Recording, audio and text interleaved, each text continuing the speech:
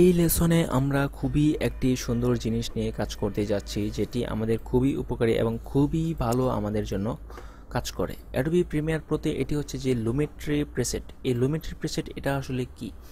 আমরা এতক্ষণ যে কাজটি করেছি, যে এই ভিডিওতে আমরা নর্মালি একদম কাস্টমাইজ নিজেদের মতো মন মতো করে এখানে ভিডিও ইফেক্ট থেকে আপনার কিছু colour correction, colour light tight এগুলো নিয়ে কাজ করে একটি টোটালি একটি মূল, ধরুন আপনি একটি অ্যাডজাস্টমেন্ট লেয়ার নিলেন, তারপর সেটাতে কালার কারেকশন দিলেন, একটু ব্ল্যাক একটু হোয়াইট বাড়ালেন, তারপর একটু লাইট ইফেক্ট দিলেন, সব মিলিয়ে যে একটি একটি আউটপুট দাঁড়ালো, এটা হলো যে আপনার নিজের নিজের একদম কাস্টমাইজ একটি কাজ করা। তো এরকম সেম আপনার যে এই লুমেট্রি প্রিসেটের মধ্যে এই নর্মালি আপনার এই সফটওয়্যারের কিছু প্রিসেট বানানো আছে। যেমন ধরুন এখানে আমি গেলাম, এই লুমেট্রি প্রিসেটের মধ্যে দেখুন যে সিনেমাটিক, ফিল্ম স্টক, তারপর হচ্ছে মনোক্রম, স্পিড, লুকস, 3-4টি অপশন আছে। এই 4টি অপশনের মধ্যে দেখুন যে রেডি করা কিছু প্রিসেট আছে। যেমন ধরুন এই সিনেমাটিকে আমি ক্লিক দিলাম, এখানে যদি দেখুন যে কিছু অপশন, এটি এখানে দেখুন যে ভিজুয়াল দেখাচ্ছে।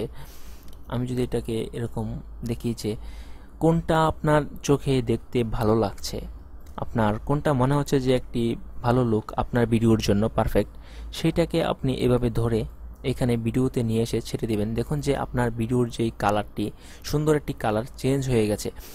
এখন হচ্ছে যে আমি আরেকটি জিনিস বলবো, যেটা হলো যে প্রথমে আমি যখন আপনার এই সফটওয়্যারের সাথে পরিচয় করিয়ে দিই, তখন আমার যে ইন্টারফেসটির যেই টিউটোরিয়ালটি ছিল, এই সরি আচ্ছা যাই হোক, ওই ইন্টারফেসের লেসনে এখানে এই অ্যাসেম্বলি এডিটিং, কালার ইফেক্ট এগুলো নিয়ে কিছু কথা বলেছিলাম, যে আপনার যখন কাজের সুবিধার্থে আপনি এগুলোকে চেঞ্জ করবেন। যেমন দেখুন যে এখন আমি এই ভিডিওতে এই লুমেট্রিক কালার প্রিসেটটি এখানে ইউজ করেছি।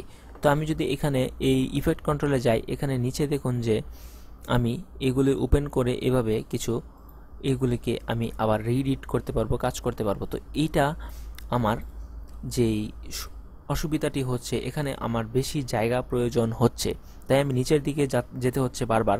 তো আমি এটাকে যদি আমি এখানে কালারে ক্লিক করি, দেখুন কি হয়।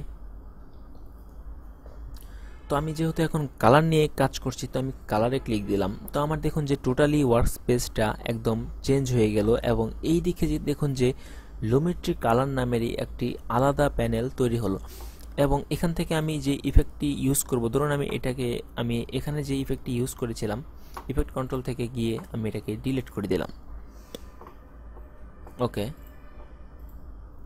আচ্ছা, ডিলিট করে দেওয়ার পর এখানে দেখুন যে এই লুমেট্রি কালার এখানে যেটা আছে, এটা এখানে আপনার আমি চাইলে এখান থেকে এভাবে চেঞ্জ করে করে দেখতে পারবো যে কোনটা আসলে কি কাজ করছে। ধরুন এখান থেকে আমি সাপোজ একটি ফিল্ম স্টক থেকে একটি এখানে অ্যাপ্লাই করলাম, অ্যাপ্লাই করার পর এখানে তো ইফেক্ট কন্ট্রোলে আছেই, তারপর এখানে লুমেট্রি কালারের মধ্যে এটাকে আপনি এডিট করতে পারবেন। একই কথা, এখান থেকে এডিট করলেও এখানে এডিট হবে, কিন্তু এখানে হচ্ছে আমার সুবিধা কম, নিচে যেতে হচ্ছে বারবার, আর এখানে হচ্ছে সম্পূর্ণ একটি এতটুকুর মধ্যেই শো করছে। তো এখানে আমি যদি একটু বড় করি এটাকে আর একটু এদিকে নিয়ে গেলে, আচ্ছা, এখন আমি এখান থেকে সরাসরি আমার আউটপুট আমি দেখতে পারবো যে আমি কোনটি এখানে ইউজ করব। ধরুন আমি এই কালারটি আমার ভালো লেগেছে, বা এই কালারটি আমার ভালো লেগেছে, তো এখানে আমি এটা সিলেক্ট করার পর এখানে আমি ডাবল ক্লিক করব, তাহলে আমার এই সেম ইফেক্টটি এখানে চলে আসলো। তারপর হচ্ছে আমি এটাকে যদি না ভালো লাগে, এটা নেক্সট করব, নেক্সট করে ডাবল ক্লিক করব, এটা এখানে চলে আসবে। তো এইভাবে আপনি লুমেট্রিক কালার প্রিসেটের ইফেক্টটি ইউজ করতে পারবেন, এবং এখান থেকে আপনি চাইলে এটাকে কমিয়ে বাড়িয়ে আবার রিএডিট করতে পারবেন।